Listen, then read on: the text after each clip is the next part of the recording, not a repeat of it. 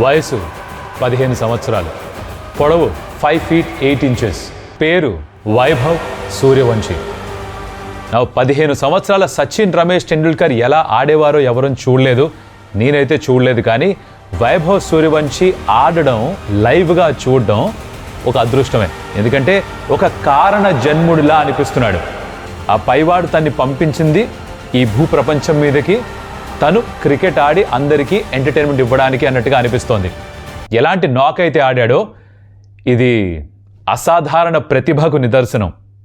ఇలాంటి బ్యాటింగ్ చేయడం అందరి తరం కాదు. వయసు ఏదైనా సరే ఆ ప్రతిభకి సలాం.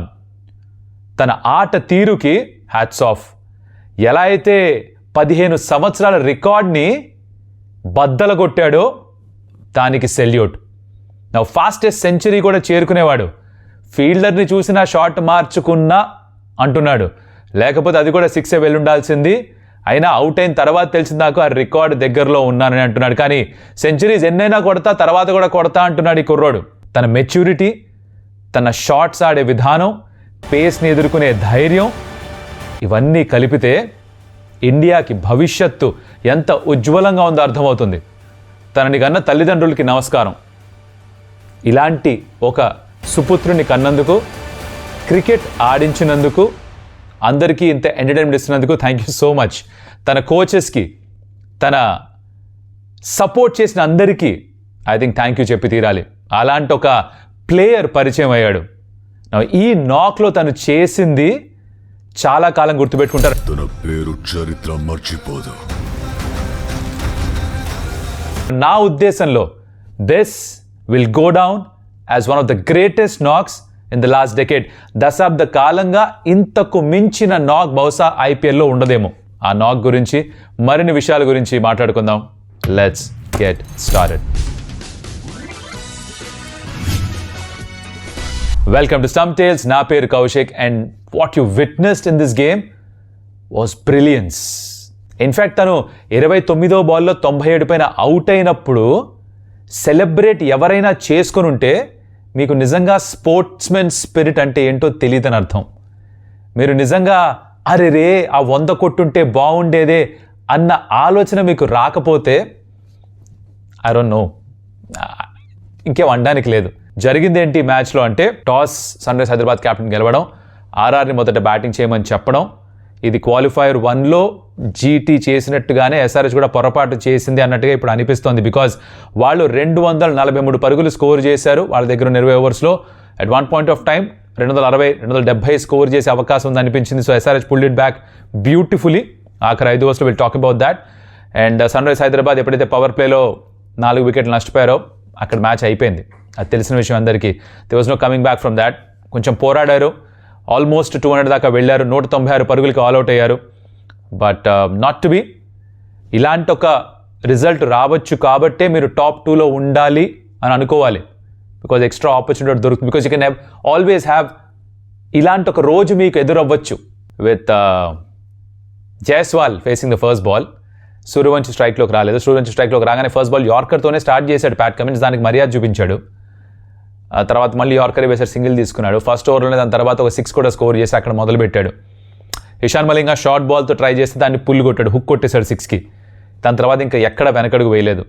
28 బాల్స్ పాటు ఎలా అయితే విరుచుకుపడ్డాడో ఎస్ఆర్హెచ్ బౌలర్స్ పైన, అన్నీ ట్రై చేశారు. యార్కర్స్ ట్రై చేశారు, బౌన్సర్స్ ట్రై చేశారు, స్లోర్ బాల్స్ ట్రై చేశారు. The made him hit to the of side to the covers reason, అక్కడా కొట్టాడు. థర్డ్ మ్యాన్ వైపు ఆడించారు, అక్కడా కొట్టాడు. స్క్వేర్ లెగ్ వైపు ఆడించారు, అక్కడా కొట్టారు. ఇన్ఫాక్ట్ ఇక్కడ 37%, అటువైపు 27%, అంటే ఫైన్ లెగ్లో 37% అండ్ కవర్స్ అండ్ మిడ్ ఆఫ్స్లో 27%. మీరు అక్కడ అర్థం చేసుకోవచ్చు ఎలా డామినేట్ చేశాడు. He was outstanding. అందరూ ఇలా కళ్ళు ఎల్లబెట్టుకొని చూడడమే, నోరులా తెరుచుకొని చూడడమే, మనం చూస్తుంది నిజమా అనుకున్నట్టుగా చూడడమే. అతిశయోక్తులు అనిపించవచ్చు కానీ ఏ మాత్రం కాదు. ఈ single handedly snatch the game away from sun rise Hyderabad. Because ఏ విధంగా తను బ్యాటింగ్ చేశాడో అంటే మీరు గమనించండి, ఇది జైస్వాల్ ఏం తక్కువ బ్యాటర్ కాదు.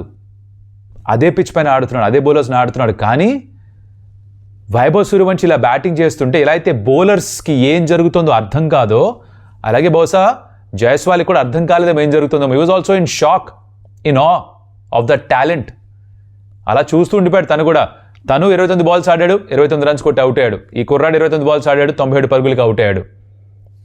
వన్ సైడ్ చేసేసాడు మొత్తం మ్యాచ్ అంతా కూడా.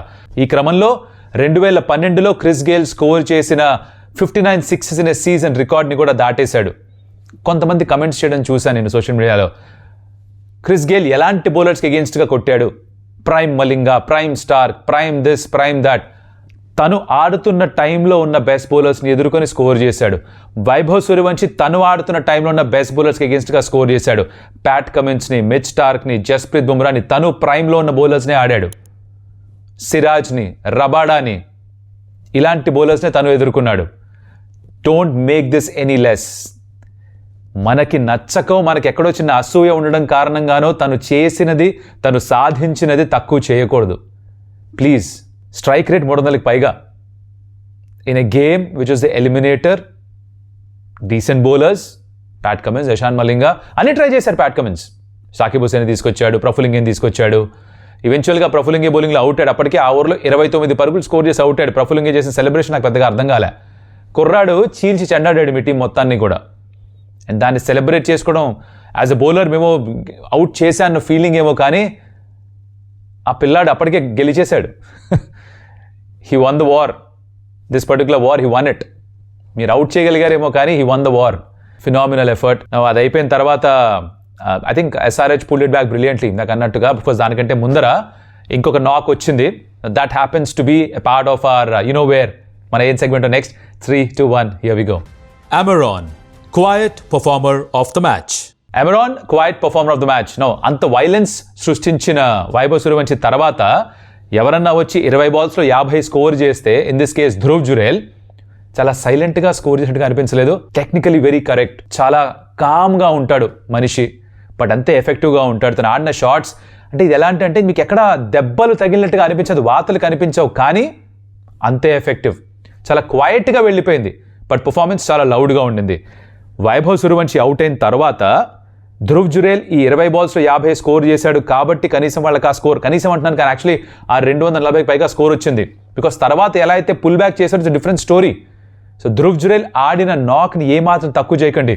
I think it's an equal contribution. కాకపోతే Vaibhav Suryavanshi was out of this world. 28 balls 97 score చేశాడు. అది ప్రతిరోజు చూసేది కాదు, దశాబ్దంలో ఒకసారి చూస్తామేమో. బట్ ధ్రువ్ జురేల్ ఆడిన నాక్ కూడా చాలా విలువైంది. అందుకే he happens to be my ameron quiet performer of the match.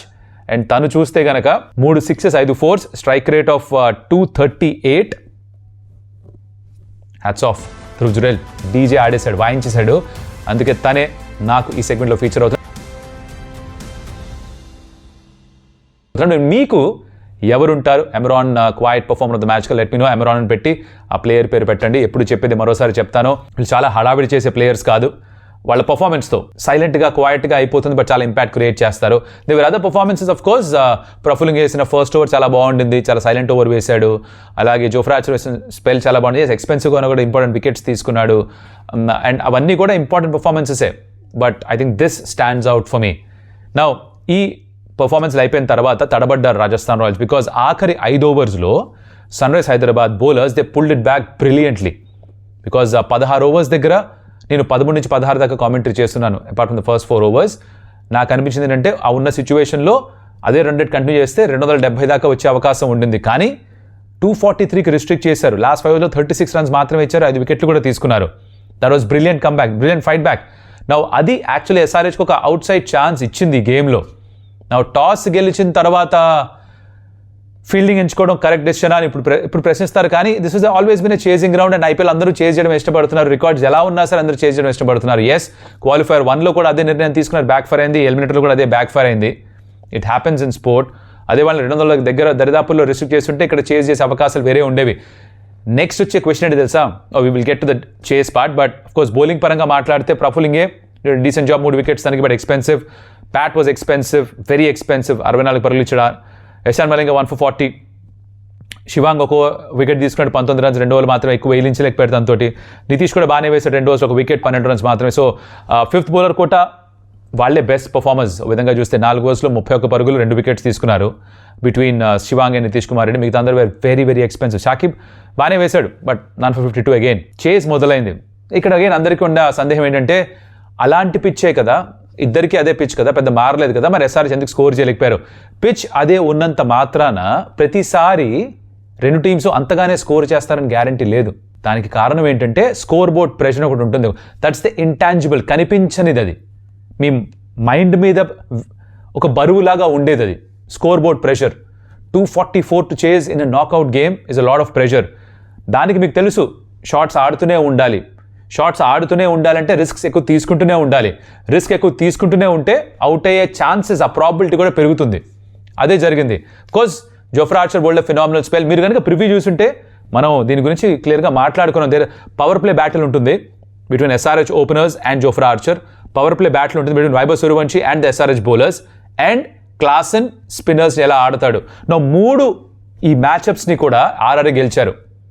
Vaibhav Suryavanshi dominate చేశాడు తన బ్యాటింగ్ పవర్ ప్లేని, బౌలింగ్ పవర్ ప్లేని జోఫ్రా ఆర్చర్ డామినేట్ చేశాడు. ఎంత ఇంపార్టెంట్ పర్ఫార్మెన్స్ వైభవ్దో అంతే ఇంపార్టెంట్ పర్ఫార్మెన్స్ జోఫ్రా ఆర్చర్ది కూడా. ఎందుకు అంటే ఆ 3 వికెట్స్ తీసుకోకపోతే పవర్ ప్లేలో ఇక్కడ అభిషేక్ శర్మ సెకండ్ బాల్కి 149 km/h బౌన్సర్.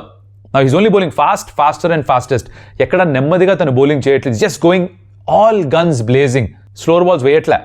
హీ సేస్ వేగంగా వేస్తే అది నాకు అడ్వాంటేజ్, రన్స్ వస్తాయేమో కానీ వికెట్ తీసే అవకాశాలు కూడా అక్కడే ఎక్కువ, నేను వికెట్స్ కోసమే వెళ్తాను అంటున్నాడు.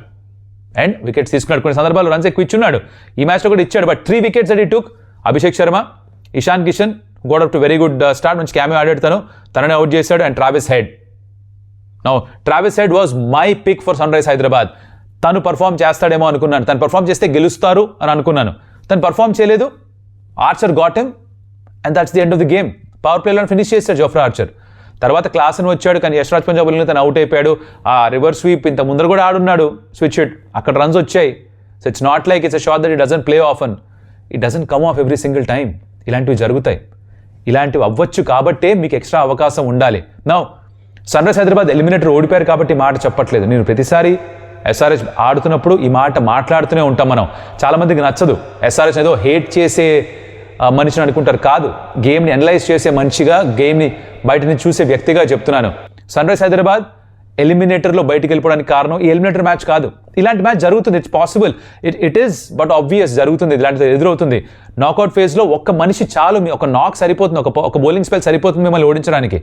అలాంటిది జరిగినప్పుడు నాకౌట్స్లో జరిగితే, క్వాలిఫైర్స్లో జరిగితే టాప్ 2లో ఉంటే ఎక్స్ట్రా అవకాశం ఉంటుంది. అందుకే టాప్ 2లో ఉండాలి. సో ఎలిమినేటర్లో ఇక్కడ ఇలా జరగడం తప్పు పట్టను, కానీ టాప్ 2లో వెళ్ళలేకపోవడం అక్కడ పొరపాటు జరిగింది. ఎక్కడ మిస్ అయ్యారు? అది 2 గేమ్స్లో మిస్ అయ్యారు. ఒకటి day game at Hyderabad against KKR with kept swinging, త్వరగా అవుట్ అయిపోయారు. అండ్ జీటీ తోటి 86కి ఆల్ అవుట్ అయిన మ్యాచ్. They kept swinging, they got out. Yes, GT bowlers బాగా బౌలింగ్ చేశారు, అంత మాత్రాన 86కి ఆల్ అవుట్ అయ్యే పిచ్ కాదు. నెట్ రన్ రేట్ బెటర్గా ఉండుంటే 86కి ఆల్ అవుట్ అయ్యారు కాబట్టి జీటీ రన్ రేట్ బెటర్ అయింది, ఎస్ఆర్హెచ్ తగ్గింది. ఎస్ఆర్హెచ్ రన్ రేట్ బెటర్గా ఉండుంటే క్వాలిఫైర్ 1 ఆడుండే వాళ్ళు, టాప్ 2లో ఉండేవాళ్ళు, అప్పుడు వాళ్ళకి ఇంకో అవకాశం ఉండేది. It's games like this you should be scared of. Games like this which happen in the knockouts. IPL ఒక అవకాశం ఇస్తుంది మీకు, టాప్ 2లో ఉంటే ఎక్స్ట్రా ఛాన్స్ ఇస్తుంది. అది తీసుకోవాలి అంటే in the league stage you have to be smart. In those 2 games they probably were not. ఆ రోజు అదే మాట్లాడుకున్నాం, నచ్చలేదు ఎస్ఆర్హెచ్ ఫ్యాన్స్కి. బట్ ఇప్పటికీ అదే చెప్తున్నాను, I still stick by my words, I stand by my words, I stick to my guns. ఆ 2 మ్యాచ్లు, స్పెషల్లీ ఆ జీటీతో 86 అయితే జరిగిందో, అక్కడ ఎప్పుడైతే అంత పెద్ద నెట్ రన్ రేట్ దెబ్బతినిందో దాంతో వీళ్ళు టాప్ 2లో ఫినిష్ అవ్వలేకపోయారు. ఇదే జరుగున్నా కూడా ఒకవేళ క్వాలిఫైర్ 1లో ఇంకో ఛాన్స్ ఉండేది వాళ్ళ దగ్గర. 2 బ్యాక్ టు బ్యాక్ గేమ్స్ ఉండకపోవచ్చు, 1 can happen. That's where I'm getting at. So again with the squad they had, with the bowling attack వాళ్ళ దగ్గర ఉన్నది the beginning of the season, I think SRH had a very good season. మీరు ఏ franchise అయినా సరే play ఆఫ్స్కి qualify అయ్యారు లేదా చూడాలి, అది జడ్జ్మెంట్. అది చేస్తుంటే మీకు మంచి సీజన్ ఉన్నట్టే. దాని తర్వాత 1 డే, 1 గేమ్, 1 నాక్, 1 స్పెల్ మొత్తం తారుమారు చేసి. So brilliant job by sun rise Hyderabad playoffs దాకా రావడం. Hats off to their bowling unit for that. Because వాళ్ళకి ఎవరు అవకాశం ఎక్కువ ఇవ్వలేదు, నేను ఇవ్వలేదు. Bowling unit was not up to the mark. Batting తోటే నెగ్గుకు రావాలనుకున్నాం, but bowling stood up for them. 200 కంటే ఎక్కువ స్కోర్ చేశారు 9 సార్లు, but the bowling stood up for them at times. అందుకే వాళ్ళు ఇక్కడ దాకా రాగలిగారు. So very well done on that. దాన్ని ఇంకొంచెం స్ట్రెంథన్ చేసుకోవాలి. వచ్చే ఆప్షన్లో they might have to look for other bowlers, వేరే బౌలర్స్ ఇంకెవరు అందుబాటులో ఉంటే వాళ్ళని తీసుకోవాలి. They might let go of Harshal Patel, Jaydev Unadkat and bring in some more additional pace weaponry. అది తీసుకొస్తే ఇంకొంచెం బ్యాలెన్స్ సమకూర్చుకుంటే బౌలింగ్లో with the batting mind set, attacking intent they have, వాళ్ళు ఇంకొంచెం ముందుకు వెళ్ళే అవకాశం ఉంది. 3 సీజన్లో 2 సార్లు ప్లే ఆఫ్స్కి వచ్చారు. That's a very good record to have. I don't think you should feel bad about that.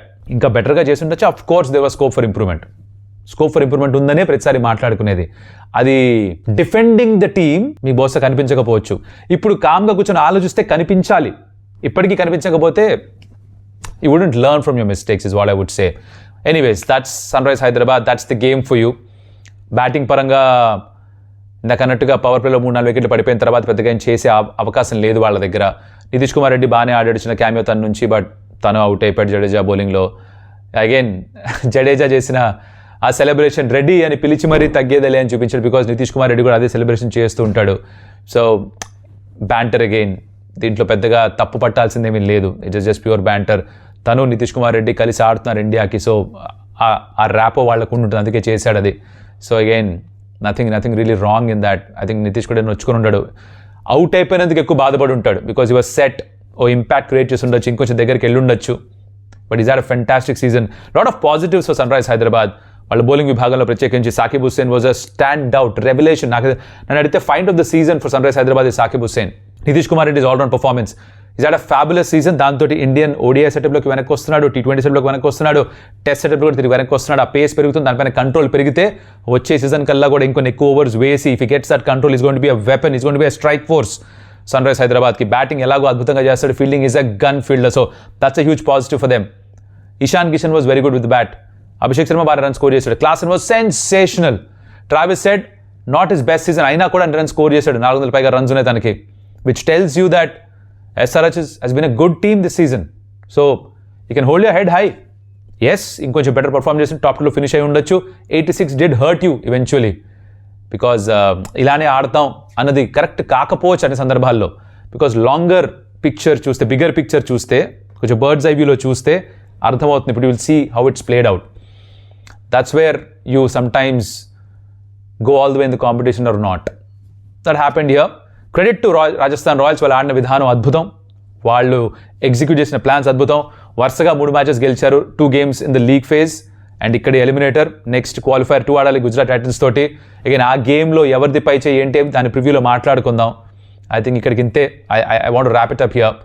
But I hope you enjoyed this match and ఈ video. Of course SRH fans అయి ఉంటే will see you again next season. But of course you can actually cheer for all the other teams now. Neutral అయిపోవచ్చు. Like I kind of preach everybody న్యూట్రల్గా ఉండండి. ఇక్కడ నేను మాట్లాడేది నాది content, కంప్లీట్గా నేను అనుకున్నది మాట్లాడతా on my YouTube channel. That's what I do. So ఇక్కడ నాకు తెలుసు, నా మనస్సాక్షికి తెలుసు, నిష్పక్షపాతంగా మాట్లాడతానని నాకు తెలుసు. అది కనుక మీరు అప్రిషియేట్ చేస్తుంటే please show us some love, like the video, share it with your friends and subscribe to Stump Tales. మరొక మళ్ళీ కలుస్తా. అప్పటిదాకా సెలవు. Adios, amigos.